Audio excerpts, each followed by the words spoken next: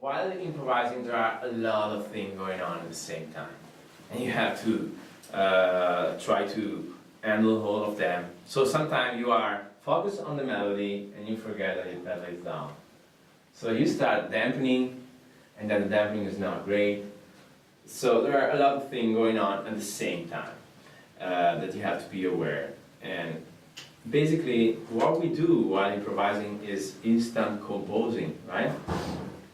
Because if you think about it, we are playing something that we are also composing in that moment. And the philosophy that is behind that I think is great, is that it's a composition that can be heard just by the people that is in the audience, unless you record it. So once I play something, it's gone. And nobody except me and you were participating in these events, right? So I think it's a great philosophy, right? That you play something and tomorrow it's gonna be a different show, and there's gonna be different dynamics, different rhythms, maybe different melodies. So I can play the same tune for 50 years and never get bored about playing that. All right, so damping technique.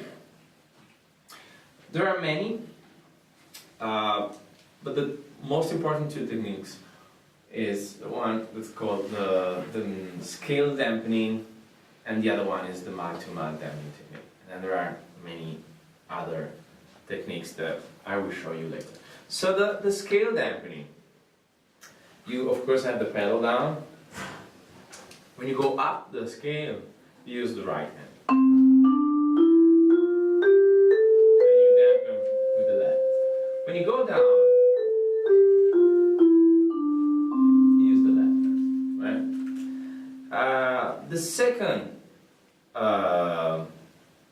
second technique is the mallet-to-mallet damping technique. So this requires a bit of coordination, because the same mallet that plays the note also dampens the note, right?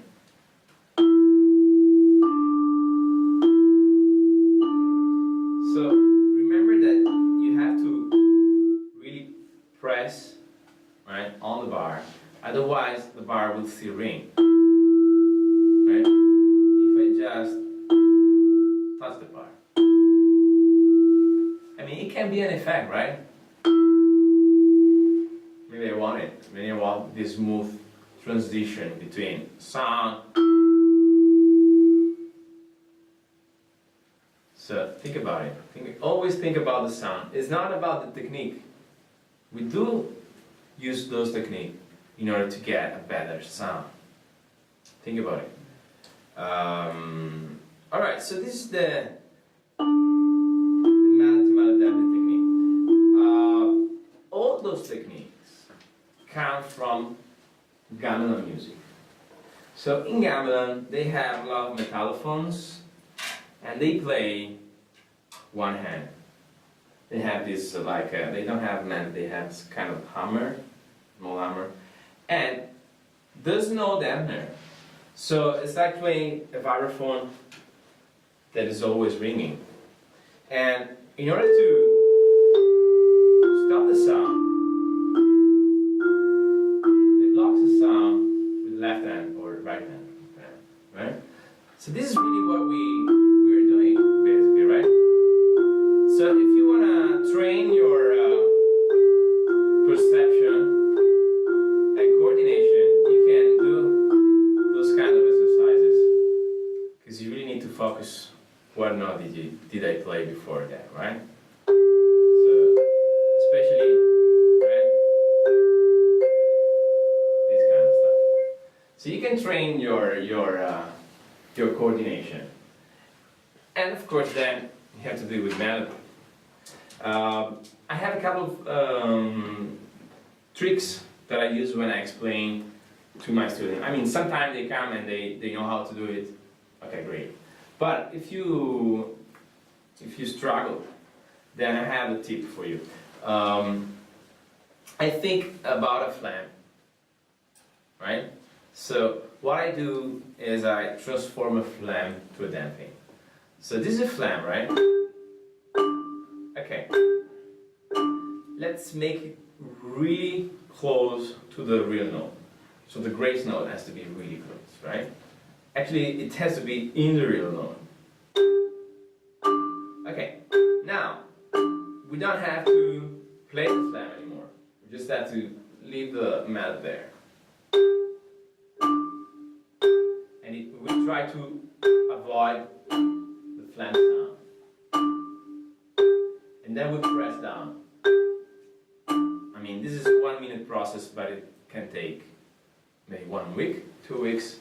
When I had to figure out this, it took me 1 month to get a good damping. So take your time, do it slowly, and it will come. It's about coordination. And then of course you turn down the pedal. So again, flam. You touch the flam to the note, to the bar. You get the damping. Okay, then there are other damping techniques that I use a lot. One is called the slide damping. Right? The problem with this one is that it works only if the note is 1 tone or 1/2 tone apart. So I cannot do, right? Because there's doing, but it's still ringing. I mean, I can do it, but so it's better to do, or right? I can do mallet to mallet in one hand, which is kind of difficult, but you can do it, right? I can slide third, right? I can slide, right? I can do contrary motion, right? Never done it in a piece of music, but just I know, you know, when I do it in masterclass, I say, wow, you can do contrary motion. Okay, never. But it's nice to train, you know, just for practicing purpose. And yeah, there's another technique that you can use between natural keys and sharp. Doesn't work the other way around. That is the knuckle dampening. Gary Burton is using that a lot. So instead of dampening with the mallet, you can do this kind of thing. Honestly, I don't use it because it's risky. Because sometimes you play and you touch the bar with the stick. So I show you that you can practice that. Sometimes I use it, but most of the time I use this one. Because to me it's easier, right? So if you ever do the slide between like sharp and natural keys, make sure that you really play on the edge of the bar, right? So those are the techniques that I use most of the time when I play.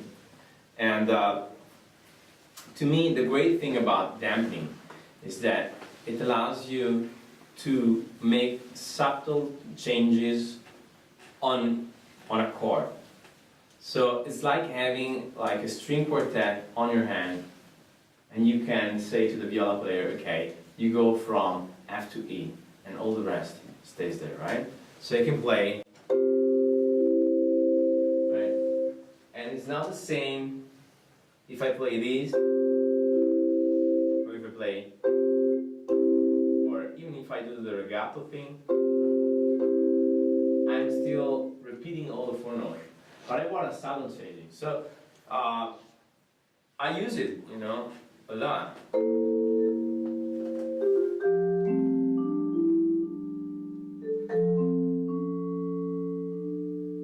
So I just change one or two notes, and it works really good on the vibe. Another technique that I use is when I want to comp myself, right? So let's say I want to try to be a piano player. So I want to comp myself, and on top of my comping, I want to play a line. So on the piano, I just press the keys, and you just leave the hand there, right? And the sound will stick. But on the vibes, the only way to do it is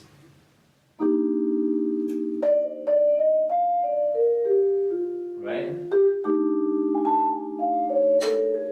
Right, sorry. Is play the chord and then dampen the melody. There's no other way to do it.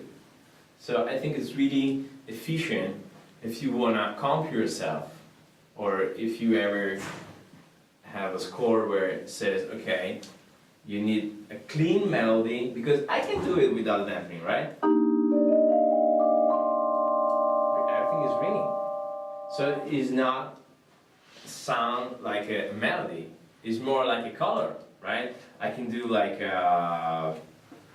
wherever. Right? But if I want a clean melody, this sounds like a melody. It's not like a counterpoint to the chord. So that's why we use a lot damping technique, and I use it unconsciously. So I just do it, right? And in fact, everybody think that this technique was invented by Dave Friedman and Gary Burton, but if you check out videos from the 50s, Milt Jackson was using it. I think he was not conscious that he was using it. And then those big players that really, you know, push the instrument to the new level of the format playing, they say, okay, what is he doing? Okay, he's kind of dampening the notes. Okay, I want to explore the technique. And then they came up with all this crazy way to play dampening in a harmonic kind of way. Because, of course, Milt Jackson was a two-man player. But he was using damping for phrasing, right? As he was using the pedaling for phrasing. So, he really, you know, Milt Jackson was the first one who treated a vibraphone like a vibraphone. Before it was a xylophone with a pedal. Right? And in fact, they were rolling all the time. They were rolling notes all the time. And then it says, okay, no, this has to be in something else, right? So it needs to be closer to a voice. It needs to be like a trumpet. Because I think for us, percussion player, I discussed it before, but I think this is the main turning point for us. That we want to be able to play the vibes as if it was a violin, or for me as a jazz player as if it is a trumpet or a saxophone. That's the turning point for me. Otherwise, we will be part of the percussion department and nobody cares about us, right? You know, sometimes we do stuff like the percussion thing, right? So it's a percussion end. And all the people that are there are percussion players or drummers. It's kind of sad, right? Because we have a lot of great music. But because of the fact that we are kind of like a company, a small company, the others say, okay, it's the percussion thing. I don't want to go there, right? And what I would like you to do, because, I mean, we are the next generation, I mean, I'm not old. But, so try to push the vibes out of the world of the percussion, right? So maybe in 50 years, they're gonna be, well, vibes player. This is my wish, right? Because right now, there are more marimba players than vibraphone players. I don't know why there's this idea that vibes belongs to jazz. So there are a lot of jazz players, a lot. Mostly vibes players are jazz players, right? And mostly when you are in school, you start out with both and you end up playing crazy marimba pieces and you don't play vibes anymore. So try really to explore the instrument because it has a lot of nuances, right? A lot of possibilities that are, to be explored. That's why I'm doing that, because I wish more people would play the vibes. I don't care if you don't play jazz, honestly. For me, it's just music. But I would like to have more vibes players out there. And that's what we do with the Vibes Workshop website. So, and actually, when I started out, it was early 2000, there were not so many vibes players. And in fact, when I met Dave Friedman first time, we had a lesson and said, okay, look Dave, this is how I do it. You have to tell me if I'm right or if I am completely wrong, because I had no teacher for vibes. And so I played something and I was like, okay, we can work on it, but you are in the right path. We can fix some problems. I was having lessons with piano players, and of course, classical lessons. So I had the technique, but all the harmony, forget about it. But now, there are no excuses anymore, because you go on YouTube, there's everything. Plus, we have the Vibes Workshop, which is a great opportunity if you wanna just hang in a virtual way with other vibes players.